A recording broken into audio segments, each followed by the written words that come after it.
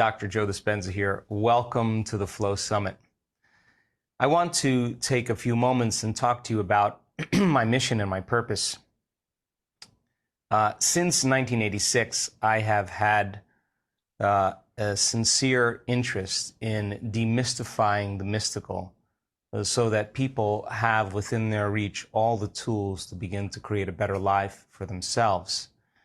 And when I started this journey, most of the science that supports where we are today was limited.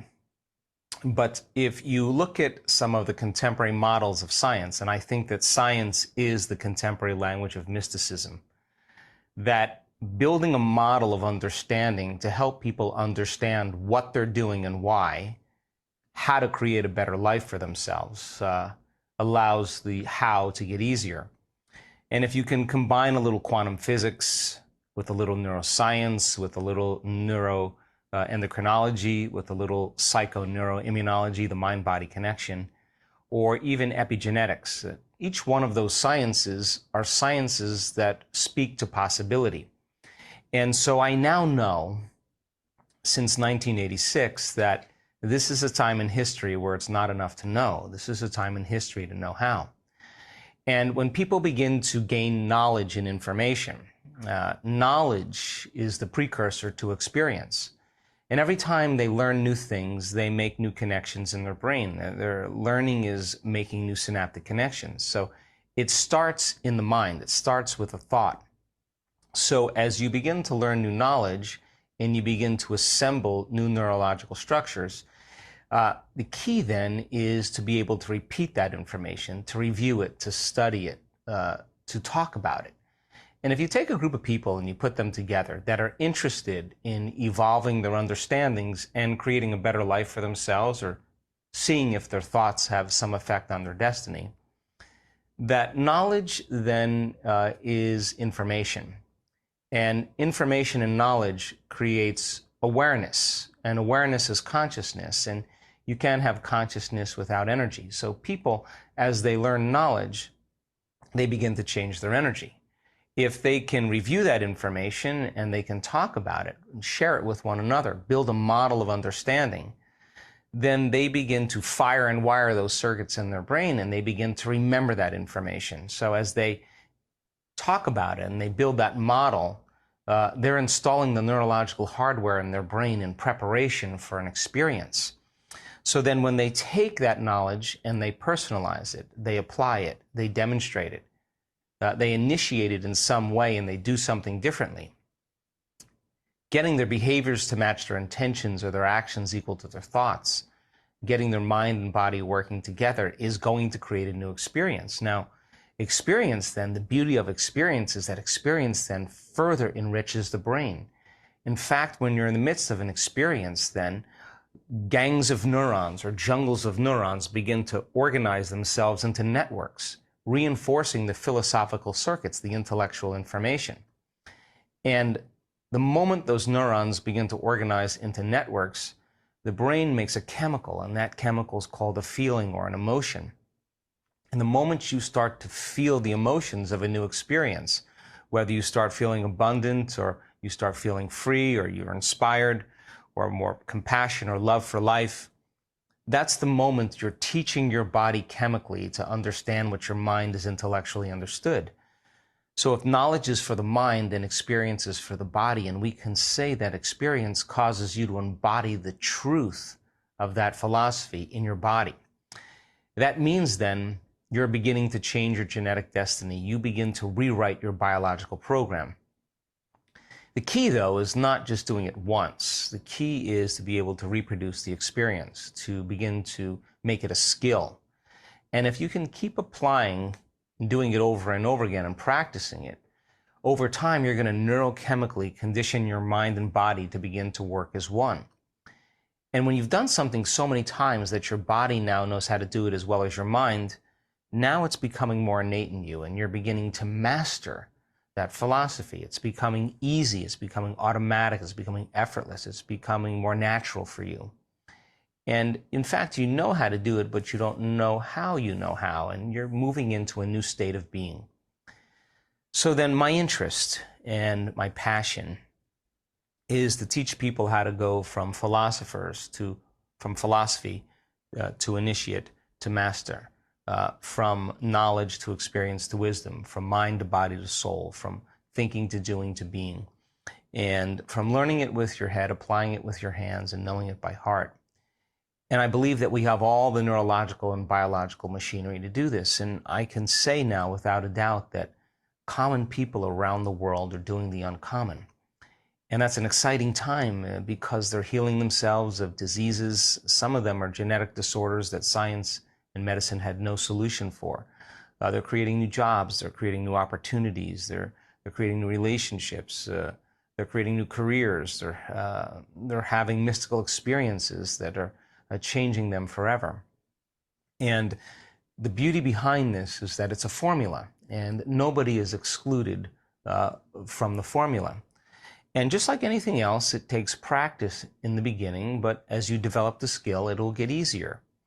So then what are the limits that we have as human beings as we face crisis, or we face disease or diagnosis and loss? Do we typically use something outside of us, something to change how we feel inside of us? And that's for the most part the old model of reality, but people are beginning to learn how to self-regulate. They're learning how to change their internal state of being without relying on something outside of them. Now, what's the importance behind that?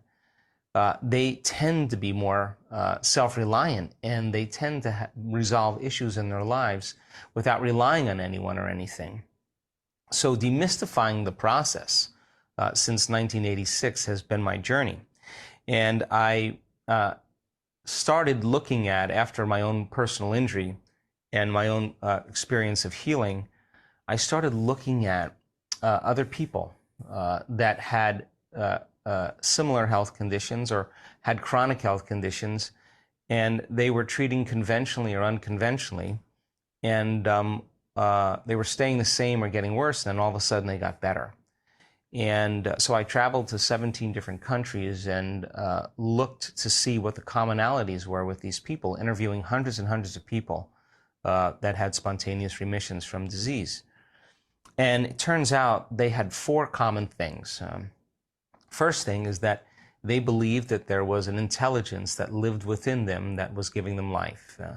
And this intelligence, of course, is a consciousness, and consciousness is awareness, and awareness is paying attention. So they began to realize that this intelligence that was giving them life was keeping their heart beating and digesting their food and organizing those trillions of functions that happen on a moment-to-moment basis in our body. That body in the expression of life is a miracle in and of itself, and that they realized that they couldn't do the healing, that this intelligence could heal way better than them. So they decided, to develop a relationship with this intelligence, to take time and connect with it, to begin to commune with it, to give it some instructions, to give it a plan, a template, and begin to decide that if they had a relationship with it, if they could be present with it and design some future outcome, that once they were clear and felt good about that intention, that they could surrender that creation, surrender their disease to a greater mind, and begin to replace it with a new idea of who they wanted to be. And that intelligence then began to respond and began to make changes in their health.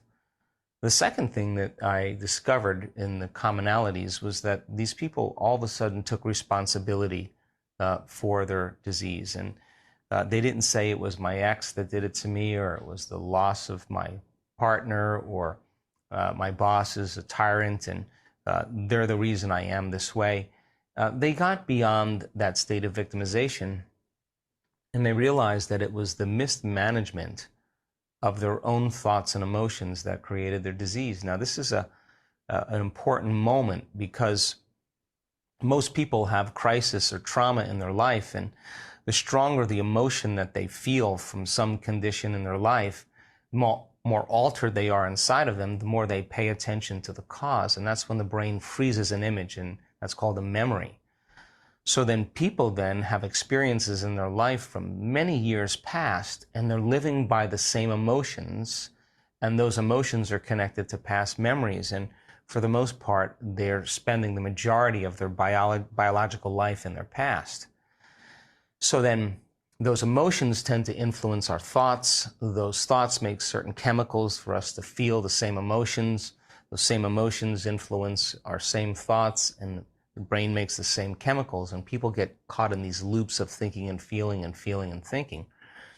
And so fear, unworthiness, guilt, shame, suffering, pain, anger, frustration, resentment, those emotions are derived from the hormones of stress. And it's a scientific fact that the long-term effects of the hormones of stress really signal the genes to create disease. And not knowing the words that I'm using right now, people intuitively understood that it was their own mismanagement of their thoughts and emotions that probably created their health condition. And those emotions of stress, or the stress hormones, in fact, the long-term effects really begin to break the body down. And so they're also very addictive, those emotions, because they give the brain and body a rush of energy. So I started studying stress in very significant detail, because I wanted to understand that what was the main reason for health conditions and disease in our culture. And in fact, it's because of lifestyle. It's not because of genes. And so when people get caught in these loops of thinking and feeling and feeling and thinking, their body is their unconscious mind. If they feel the same emotion that's connected to some past experience, their body is believing it's in the same past experience every single day. And I started looking at the concept of epigenetics. And epigenetics says that genes don't create disease. It's the environment that signals the gene that creates disease. Well, the end product of an experience in your environment is called an emotion. So if you're living by the same emotion every single day, and those emotions are derived from the hormones of stress, in a sense, you're signaling the same gene every single day, and the body's not getting any new information from the environment. And if you do that over and over again, now you're headed for a genetic destiny. So I started to realize the effects of emotional and psychological stress, which are far greater than physical stress or physical trauma or chemical imbalance or chemical stress, that most stressors or stresses end up as psychological or emotional stress. And people become addicted to these emotions, and I realized that they use the problems and conditions in their life to reaffirm their addiction to some emotion. They really look for the circumstances in their life that can trigger that emotion, that it makes them feel something. And just like an addict that's addicted to a drug or a chemical, having the ability to go through the withdrawals of suffering, to go through the withdrawals of anger and hostility and judgment, requires a tremendous amount of consciousness and awareness and a tremendous amount of will. And so these people that began to heal started to give up those emotional states and forgive their past, forgive themselves, forgive the people in their past, and start to take responsibility for themselves. And it was really interesting, because as I was doing the interviews, I also realized that people began to become aware that they were addicted to the life that they didn't even like. And if they were truly going to change themselves, they had to break those addictions and change the view of the way they perceive their life. In other words, we don't see things how they are, we see things how we are. And so there was a strong change that took place by overcoming these emotional states and stopping the cycle of thinking and feeling. And when you do break that redundancy of that cycle, the challenge is that you feel unfamiliar. Things start to feel uncomfortable because you're no longer in the known state. But the redundancy of thinking and feeling and feeling and thinking over time conditions your body to subconsciously become the mind of that emotion, which means then to change is to be greater than your body, the body that's been conditioned to be the mind. So the body then emotionally typically lives in the past because the emotion is stored in the body. So then a person then who wants to create a new future and change something about themselves literally has to transform that emotion, that fear, into courage, that pain into joy, that anger into compassion, that hatred into love. And this takes a great effort and a great persistence. And so people then, when they think about their problems, when they think about the challenges in their life, if they're thinking about them and the thoughts producing an emotion that's associated with it, then in a sense, they're turning on the same stress response just by thought alone. And I started realizing that we all do this, which means then we are addicted to our thoughts, and our thoughts can literally make us sick. So then I thought, well, if our thoughts could make us sick, can our thoughts make us well? And so it caused me then to realize that the greatest habit that we have to break really is the habit of being ourselves, because so many people are programmed to act and think and feel in certain ways. Why? Because if you're living by the same emotions and the same brain circuitry, and the brain is a record of the past, and it is, and emotions are the chemical signature of past experiences, that most people spend the majority of their life as a personality living in the past. Well, if they're in their familiar past, then they crave the predictable future because they're looking for the same feelings to reaffirm who they think they are. So to change then is to execute a will that's greater than the body as the mind, to execute a will and a persistence that's greater than any program. And so then you have to become conscious then of your unconscious thoughts. You have to begin to pay attention to how you speak and how you act. You have to look at emotions that you live by on a daily basis and feel, and all of a sudden name those emotions as guilt or suffering or unhappiness, and realize that it's okay to observe those states of mind and body, and to know yourself so well and become conscious of those unconscious states, so conscious that you don't go unconscious the rest of your day. So if you wake up every morning and you run through the same routine as you did the day before, then it makes sense that your familiar yesterday is going to be your predictable tomorrow.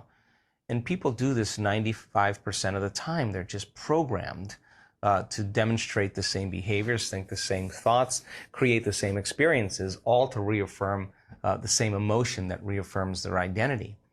So then breaking that routine then requires another act of will, a will that's greater than the program, because most people lose their free will to a program, and their body's being dragged into a predictable future based on what they did in the past. In fact, the habit, which is a redundant set of automatic unconscious thoughts, behaviors, and emotions that's acquired through repetition, it becomes the habit of being yourself. And so I realized that the greatest habit we have to break is the habit of being ourselves.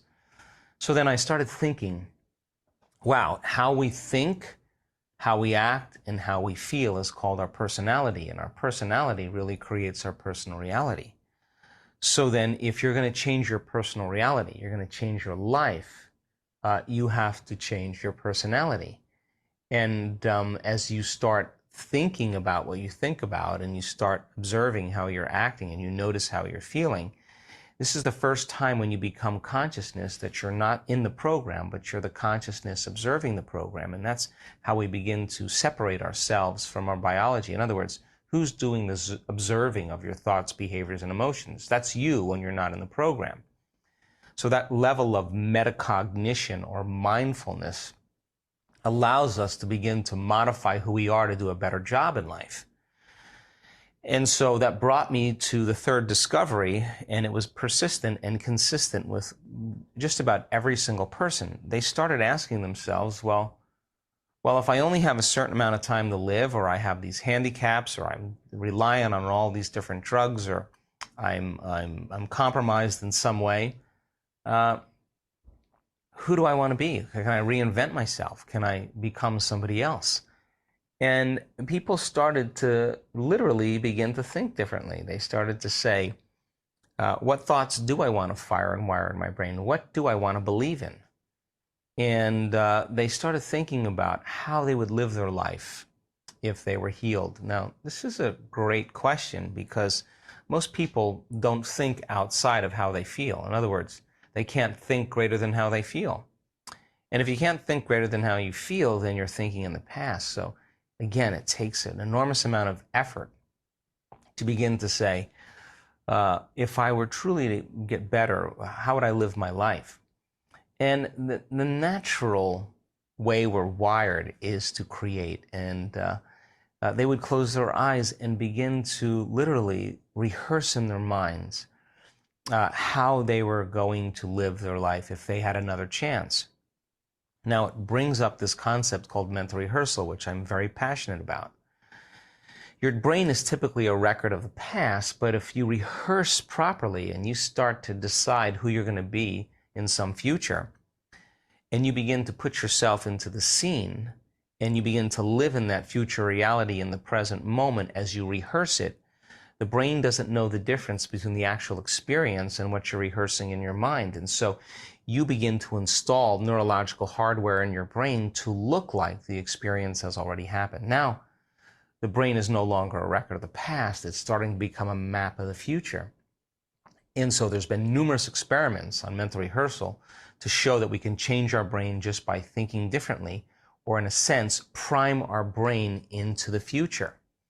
And piano players, people that have never played the piano before, that have closed their eyes and mentally rehearsed for 2 hours a day for 5 days, at the end of 5 days, they've actually grown the same circuits in their brain that people who actually physically practice the activity, which means the brain doesn't know the difference between the real experience than the one you're rehearsing in your mind when you're truly present. So if it turns out that if you keep doing that, the hardware becomes a software program. The brain starts firing and wiring and firing and wiring, and you start laying down the neurological circuits in your brain to use. And that means then you just might naturally begin to think in different ways. You might actually start acting in different ways because you've primed your brain into the future. And so people started latching onto this, and the experiments on mental rehearsal also show that you could actually change your body just by thought alone.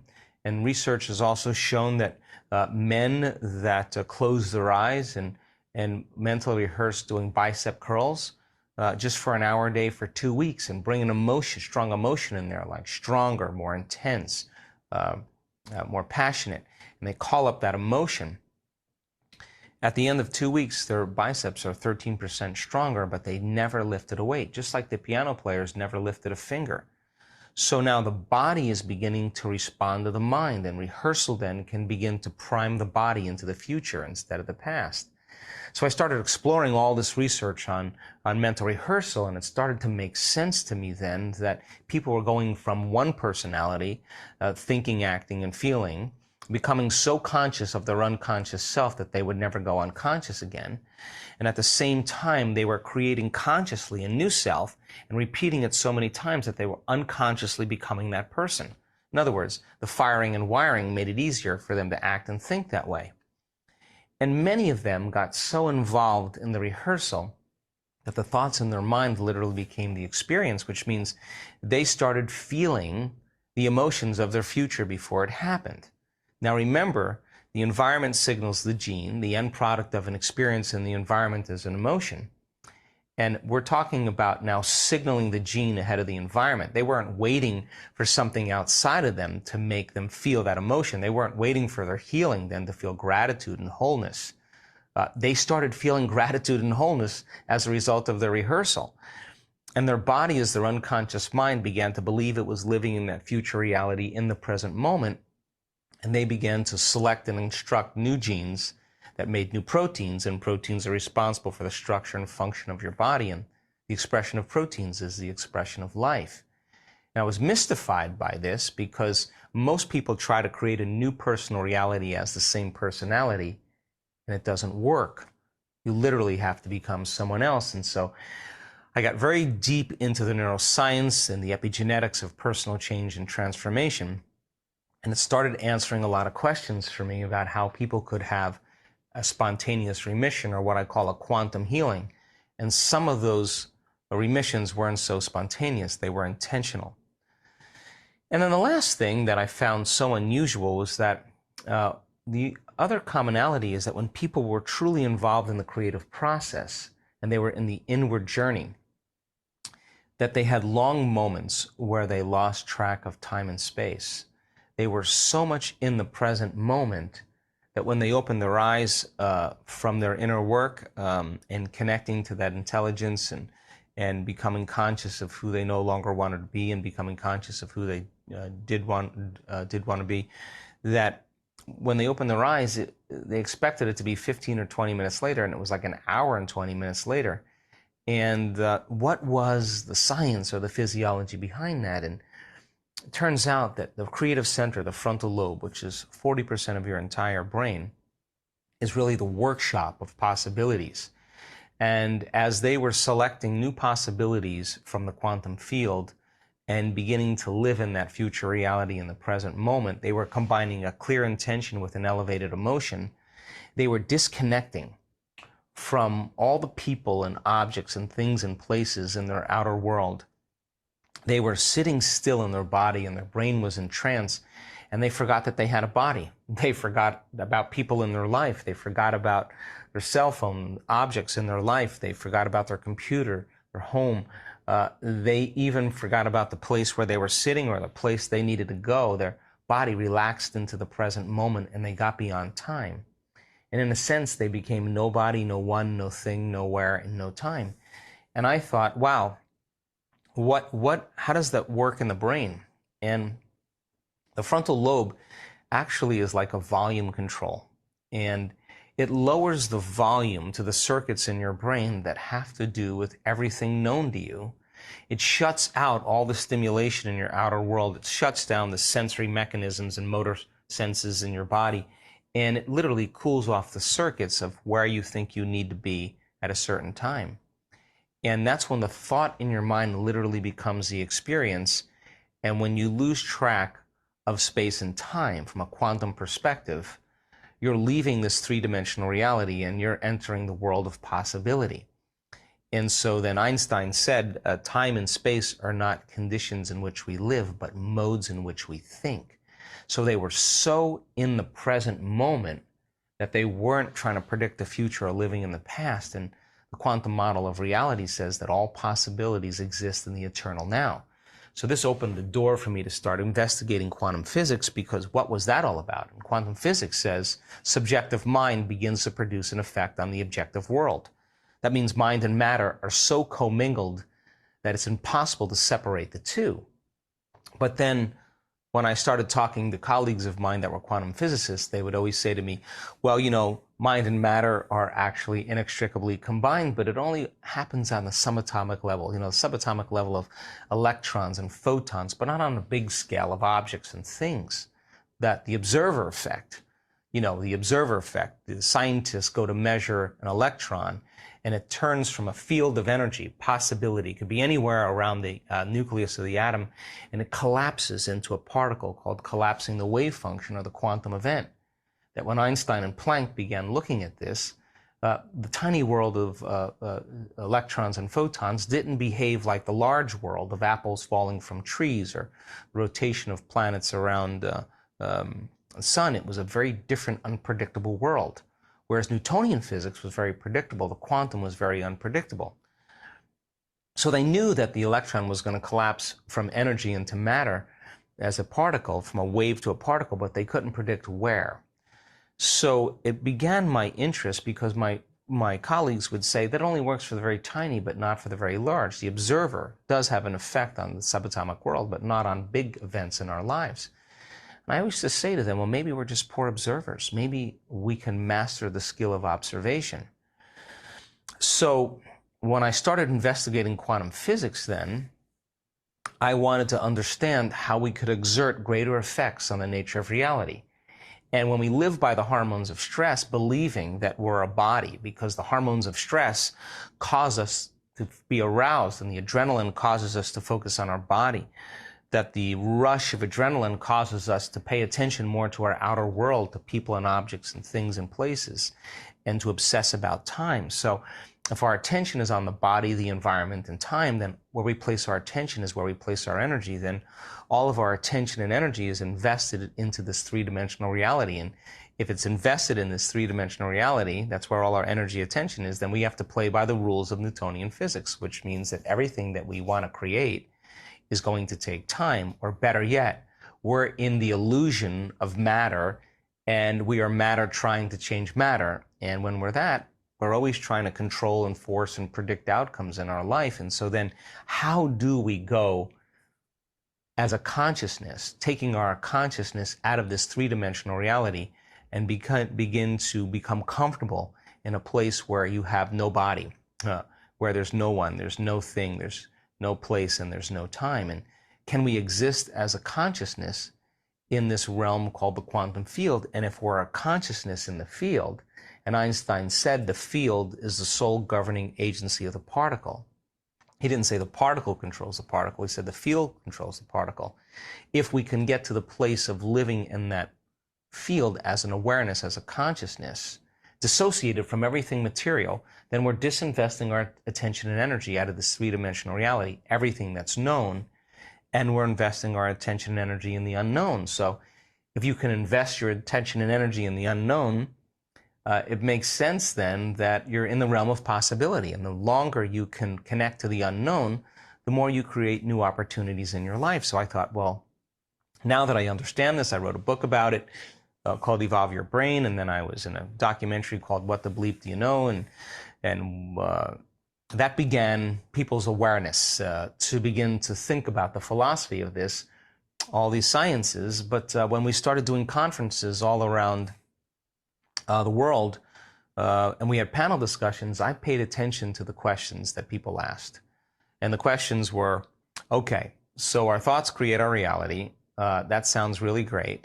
I understand that. So they watched the movie several times to understand it. Then they said, well, now that I understand that, how do we do it?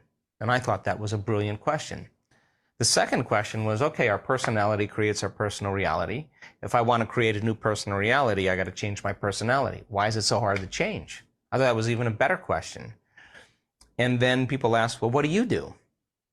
And I thought that was a reasonable question as well. So I started teaching workshops, one-day workshops, an evening and a one-day workshop, and bringing in brain science and brain waves and electromagnetism and epigenetics and neuroplasticity and neuroendocrinology and hormones, and to build a model, quantum physics, to build a model and then have people begin the basic levels of training. And I thought, my goodness, it makes sense then if I could take the same principles that I used, that I saw with the people that had spontaneous remissions, the same model of unlearning and relearning, of breaking the habit of the old self and reinventing the new self, pruning synaptic connections and sprouting new connections, deprogramming and reprogramming, losing your mind and creating a new one, unmemorizing emotions and habits that are stored in the body and then reconditioning the body to a new mind and to a new emotion, to literally disinvest your energy out of the familiar past and begin to invest it in a new future.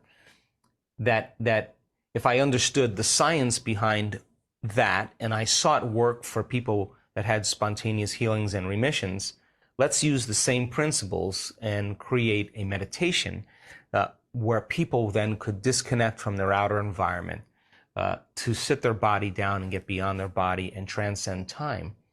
And the purpose of meditation then is to begin to think and feel independent of the conditions in your outer world, and change the way you think and feel to see if you can begin to produce effects in your outer world, and to get beyond the analytical mind. And what separates the conscious mind from the subconscious mind is the analytical mind. And it turns out that when we're driven by the hormones of stress, the arousal of those chemicals causes us to overanalyze, to become overfocused. It causes us to begin to become overcritical. It causes us to loop in our brains. So when we're living by the hormones of stress, of course, we're narrowing our focus on matter because that's where the danger is. But reality is both particle and wave, according to the quantum model. It's both matter and energy. So how do we then get people then beyond that state? So I thought, well, goodness, if they could change their brainwaves, if they can go from a narrow focus to an open focus, to then begin to put their attention on energy instead of matter, would it begin to create more coherence and more order in the brain? And At the same time, would they be able to change their brainwaves? And if they slowed their brainwaves down, would they get beyond their analytical mind and then enter the operating system where all those programs exist, subconscious programs that make up 95% of who we are by the time we're 35? Now they could begin to reorganize limited habits and behaviors and emotional reactions to more productive ones. So we taught these workshops, and you know, the concept of meditation really, the symbol means to become familiar with. And I thought that was so significant when I started studying this, because you have to become familiar with your unconscious thoughts. You have to become so conscious of them that you don't go unconscious to them and believe them any longer. You got to begin to become aware and familiar with your automatic behaviors and habits. And you have to become so conscious of even what you say that you don't go unconscious in your day. And then you have to look at certain emotions that you live by every day and begin to realize, my goodness, I've been feeling guilt or shame or unworthiness for the last 30 years, but I didn't think it was guilt because it just feels like me. So then, as we begin to become familiar with the old self, it's time to become familiar with a new self. So this is what we've been doing. What thoughts do you want to fire and wire in your brain? What behaviors do you want to demonstrate and rehearse mentally? What emotions do you want to live by every day and condition your body into that state? So then if you keep doing that over and over again, you'll become familiar with a new self. And so the model started to kind of fit. So we taught these workshops for a couple of years all around the world, and we saw some changes, but no real significant changes. There were changes that started to progress, but after each event, people would say, can you teach another level? And can you teach another level after that? And so we kept progressing the teachings even more and more. We did level 2 events, level 3 events, advanced events. And then right around this time when we started teaching events a little bit past the level 3, we started seeing really significant changes in people's lives, not just their health, but they started having new opportunities and new things and new careers and wealth and healings. And now I knew something was starting to happen. There was a momentum. And I watched people with MS step out of wheelchairs, and I saw all kinds of changes taking place. And now I knew that something was happening. So I wrote my second book called Breaking the Habit of Being Yourself, and that was the how-to to be able to demystify the process. And when we started seeing these changes, and there was this kind of momentum going on, I realized now that I had to start doing some measurements because I wanted to know that those changes were measurable and they weren't just subjective, but they were objective. So I gathered a team of researchers and scientists, and we stopped doing those one-day events, and we started teaching these progressive workshops, which was a Friday night, Saturday, and Sunday, where I would give people all the information in a more advanced version of that basic level teaching. And then I wanted to do these 4.5-day events. We call them advanced workshops, where we brought in a team of scientists and researchers, and we did brain scans on people before they came to the event. Then they went through 4.5 days of training, and then we scanned their brain at the end of the event. And I wanted to know that the changes weren't just in their mind, that they were in their brain. And then we did something really important, and we started studying people in real time during the meditative process. And I wanted to see if they were able to create more brain coherence. I wanted to see if they were able to focus and sustain a certain amount of intention, and what does it look like when the brain finally starts to change, and could they change their brain waves and sustain those changes, and for how long, and what was the ratio of change that took place from the beginning of the event to the end of the event. And what happens when you analyze your life within some emotion? Do you make your brain better or worse? And so we started gathering all this information, and it helped me to teach transformation a lot better. And I wanted to close the gap between knowledge and experience. And we've done thousands and thousands of brain scans since. We did 19 advanced workshops. We also know that when there's a coherent brain, that you think better, that you are more clear, that your brain is more holistic and more unified, and that when you're living by stress and you're reacting and thinking about people and things and places, and your brain is aroused, and it's aroused to a high beta brainwave state, that you're going to burn out, and that the brain is not firing in any level of order, and there's incoherence in the brain, and when the brain is incoherent, we're incoherent. So going from a narrow focus to the open focus and connecting to that unified field and putting your attention on it. That unified field is an invisible field of organized energy, greater levels of order that connects everything material. If people could really place their attention on it and connect with it, would the brain become more orderly? And the answer was yes, and we started seeing that. By the same means, in order to create a new future, it requires a clear intention and an elevated emotion. Could we train people then to go from resentment or impatience or frustration, where the heart beats out of rhythm incoherently? In other words, you're stepping on the gas and the brake at the same time. You know, you're running all these arousal chemicals and your heart is racing because it believes in the survival state. It's being chased by a predator. It's pumping blood to the extremities, but you're not running, fighting, or hiding. Can people then begin to trade the addiction of those survival emotions for an elevated heart-centered emotion?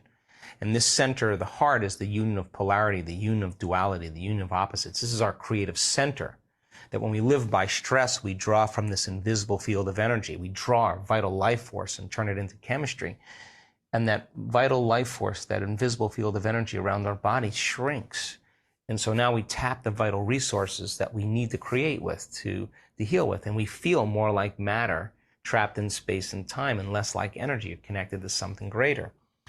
But when the heart then begins to function in a more coherent way, the heart begins to produce a very, very measurable magnetic field when it becomes coherent. And that magnetic field then is an energy, and that energy is a frequency, and all frequency carries information. So when people begin to lay the coherent thought on that coherent energy, so the combination of brain coherence and heart coherence begins to change a person's energy. When people change their energy, they change their life. And when energy makes it into the heart, it begins to amplify energy into the brain. Now the brain starts to switch on. We've did the measurements to prove that that association exists. So I wanted to see then if our students then could sustain a certain degree of heart coherence and sustain it for an extended period of time, so that they could self-regulate, that they could return back into their lives and stay in that place and not react, and create a shorter refractory period to the emotions that keep us in stress and survival. It's not that we react, it's the question is how long we react. So by creating that kind of heart coherence and being able to sustain it then, was it possible then, if people could do that for an extended period of time, that if they were going to create a new future, and this is the creative center, this is where energy connects us to the field, if they're going to believe in a future that they're imagining with all of their heart, then it makes sense it better be open and activated. So we did thousands of HRV measurements to make sure our students could do it and sustain it. As a result of that, we started measuring neurotransmitters, and we saw love chemicals like oxytocin begin to elevate, serotonin, melatonin levels, and all kinds of significant changes take place in our students' brain and heart and chemistry in 4 days. And so then we started doing measurements to see if a person, when they trade cortisol, the stress hormone, for an elevated emotion like gratitude or love, is it possible then that they could switch their immune system on? In other words, cortisol means all our energy is going out for some emergency out there. And when that happens, there's no energy in our inner environment for growth and repair because of all of our energy going towards our outer environment. Is it possible then, when they started cultivating these elevated emotions, if they could signal the gene to strengthen the immune system? And we found that 4 days, people's immune system strengthened by 40% just by trading fear or hostility or anger or frustration or sadness for joy, inspiration, love, gratitude, or appreciation. So then we also started looking at genetic expression, and we did a genes analysis, and in 4 days, we found people could signal 8 new genes that they had in common. Genes for neurogenesis, the growth of new neurons in response to novel experiences. Genes that stimulate stem cells, those cells that can become any other cell in your body, that they would go to damaged tissues and repair them. That gene was signaled. The gene for oxidative stress, to increase lifespan and to reduce aging. The gene for the microtubules to begin to give the cell more integrity and more structure and emit more coherent light and information. 2 genes that suppress cancer growth and tumors, and even genes for hormonal balance with the pituitary, the thyroid, and the pancreas. So in 4 days, people became their own genetic engineer, and I started realizing that common people around the world can actually do the uncommon, and the evidence then would correlate with a lot of the healings that we started seeing. Now, as a result of this, people got better at doing the work. The formula became more of a skill, and they could change their brain waves in 4 seconds, in 5 seconds, in 9 seconds, in 12 seconds. They mastered the skill of being able to get beyond their analytical mind.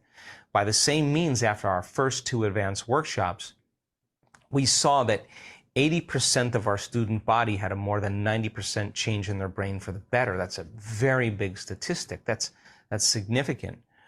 So we've measured telomeres, and the little shoestrings on the end of your DNA that determines your biological age. And in 60 days, people doing their meditation 5 out of 7 days, 74% of those people lengthened their telomeres. That means they lengthened their life to some degree. They got part of their life back. And what if they did it for an extended period of time? Would they be changing their genetic destiny? So right around the time when I was doing the advanced workshops, I wrote another book called You Are the Placebo, and really it began to cause me to think in different ways and realize that if you can give someone a sugar pill, a saline injection, perform some false surgery or treatment, and a certain percentage of those people can accept, believe, and surrender to the thought that they're getting the actual substance or treatment, and they begin to program their autonomic nervous system to make their own pharmacy of chemicals that match the exact same drug or treatment they think they're taking. Was it the inert substance that was doing the healing? Was it the body's innate capacity to heal? So the question is, if you understand the science behind the placebo, can you teach it to people? In other words, when a person gets a sugar pill and the doctor tells them this is a new drug for Parkinson's disease or a new drug for pain, and the person looks at that pill and they've been conditioned to believe that pills make them feel better, and the moment they get that pill acts as a symbol of possibility. So the moment they start thinking, I could get better, they're selecting a new potential in the quantum field by thought alone. And then they're combining that thought with an elevated emotion like gratitude or inspiration or enthusiasm or optimism.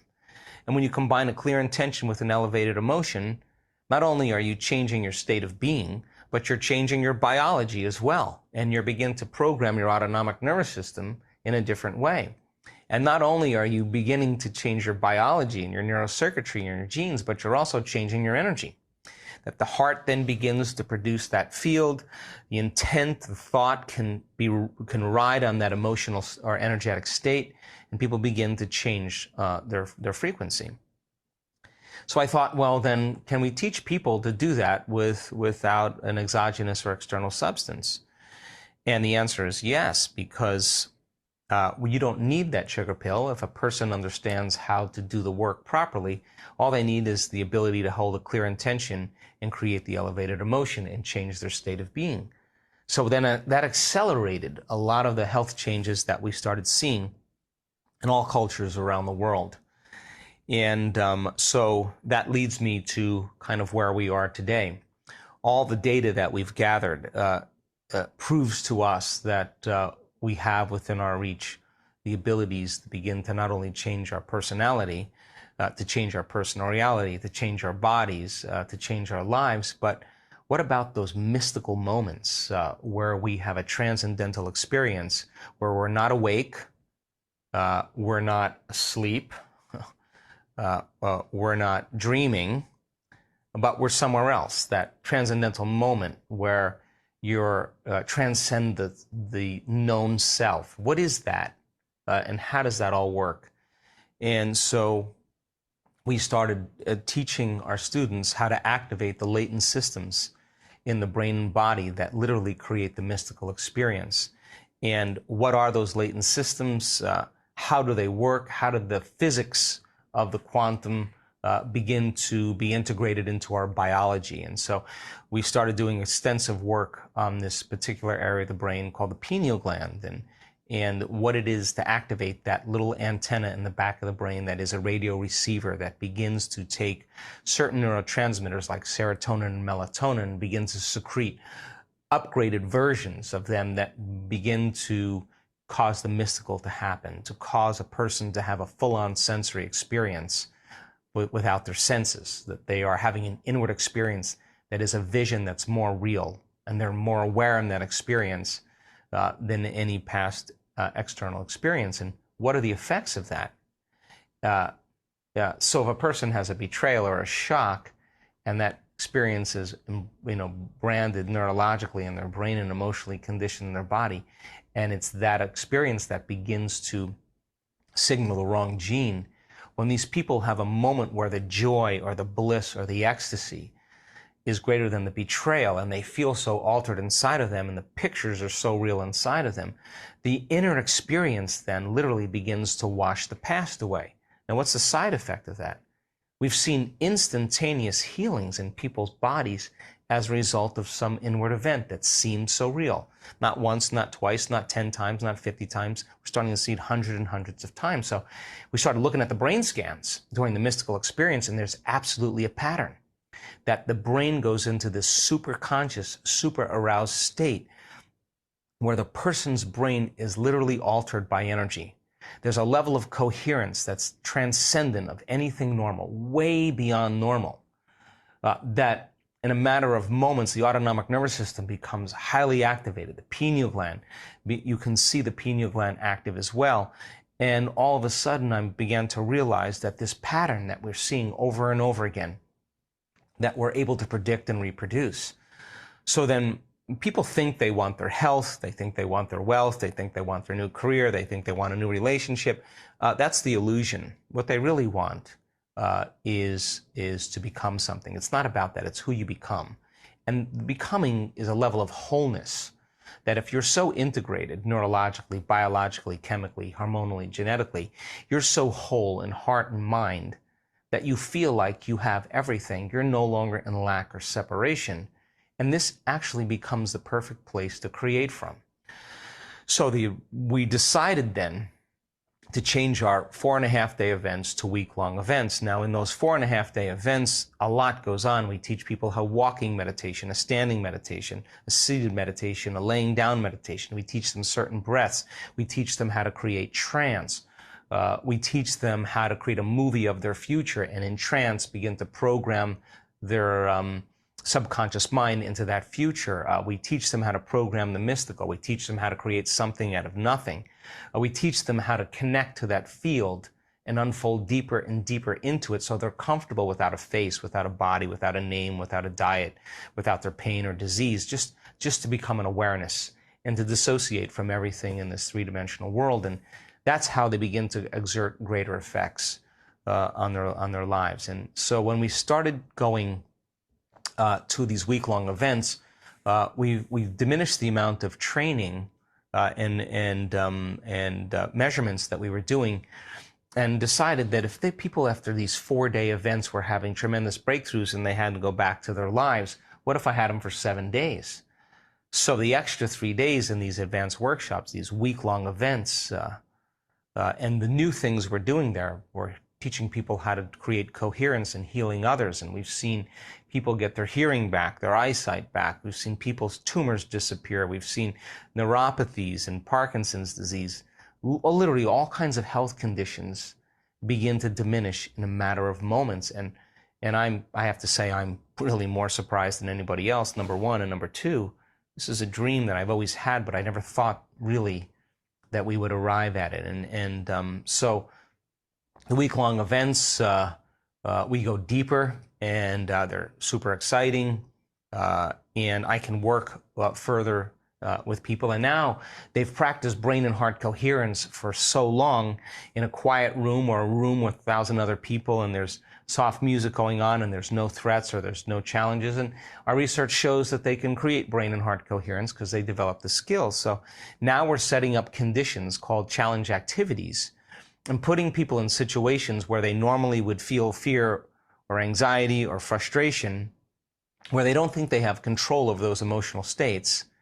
And right in that moment, eyes open, do they have the ability to self-regulate, to turn fear and calm the body down into something else? So the answer is that a certain percentage of our students are actually going beyond where they thought they could, and that's where the magic happens.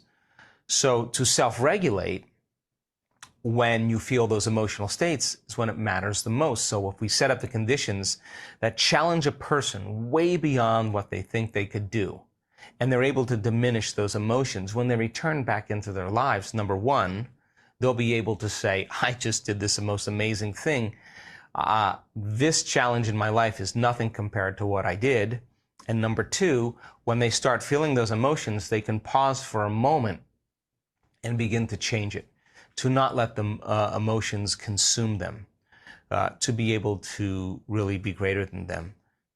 So we've done several week-long events now this year. I want to keep doing them because the magic has been really profound. So as a result of that, I wrote a book last year called Becoming Supernatural. And it's about how common people are doing the uncommon. And in that book, I talk about all the different things we do in our advanced workshops and spend a lot of time talking about that mystical moment. We also do one last thing that I find really important, because if you get a group of people together and you have people wearing heart rate monitors sitting in the front of the room, and you have 1,000 people in the room, and the rest of the student body is moving into a state where they're connecting to the field and raising their energy and beginning to create heart and brain coherence. If they send the thought or intent to the people in the front of the room wearing the monitors, that their bodies be healed, that their lives be enriched, that their dreams come true, that the mystical find them, would that energy, carrying that intention, begin to influence the autonomic nervous system of people sitting in the front of the room? And we've seen many, many times that many of those people wearing the heart rate monitors, all their hearts go into coherence at the exact same time, at the exact same day, in the exact same meditation. So it begs the question then, in a non-local way, people being influenced by energy, is it possible then that we can really begin to influence the world? And so we've done 4 Project Coherence healings, where we've gathered our community of students all over the world and did a global meditation, really to begin to change the energy of the planet. Now, if a person moves into true heart coherence, is it possible then that everybody that they know or relate with could feel those effects? And there's scientific evidence to show that brain and heart coherence can be changed in a non-local way. So if we have enough students doing this, and our last one we had 40,000 people participate in, if we are literally going to go and change the world in some way, from war and violence and anger and prejudice and hostility and fear and lack and deception, into something else, then maybe it's important for us to begin to develop this skill. But I do think that there's been enough peace-gathering projects that have been documented. You know, I think there were 23 peer-reviewed articles on the power of prayer or peace gatherings. But I do think that it's not enough to just do that, because I think the research shows that when the peace-gathering projects end, many people leave, that the crime levels and the violence and everything returns back to a normal level. That it's not enough to just do that. We have to live the prayer. We have to demonstrate peace. We have to demonstrate it in all areas of our lives, and that's what our student body is working on. That they're eyes open in their life, conscious, eyes open. They're demonstrating the greatest ideal of themselves, so that they give people permission to do the same. So my work and my passion really is about human transformation. That I find no greater joy or no greater gift than to contribute to the world in some way and give them the tools, hopefully, that they can begin to prove to themselves really how powerful they are. And when people begin to gather in a community and they have a passion for the unknown, and they collectively are moving as one mind, one heart in an event, there comes a moment where they begin to break through. And if you can set up the conditions in their environment and give them the proper instruction and challenge them a little bit more, it only takes one person then to prove that it's possible. And we are piercing this veil right now, just like the 4-minute mile. After the 4-minute mile was broken, there was an awareness that it was possible, that everybody started doing it. By the same means, we're seeing people stand on the stage with all kinds of health conditions and tell their story. And I witnessed then the audience begin to become moved by it. And not only are they laying footprints in the field for other people to begin to step into, you know, it's in the field, it's an experience that's now logged in the quantum field. But by the same means, the evidence in three-dimensional reality causes less separation. People realize that if that person can do it and they don't look any different than me, then it's possible that I can do it. And so there's a quickening going on right now because a community of people, they're emerging with the understanding that it is possible, and they're relying less on external or exogenous substances. And I like that because just like an infection spreads amongst a community and creates disease, I think that health and wellness and abundance or joy can be as infectious as disease. And the student body that I'm very proud of, every day they do the work. Every day they wake up in the morning and choose to be the creator of their lives instead of the victim of their lives. And it takes work. It's not easy, but it's a skill just like anything else. You get better at it, and you begin to enjoy the creative process. And when we get to this point, then creation just becomes the new habit, and we break the old habit of our own personal limitations. So it's been a joy and an honor to participate in this journey and begin to see some of the fruits of our efforts. I hope to see you sometime soon. Thank you.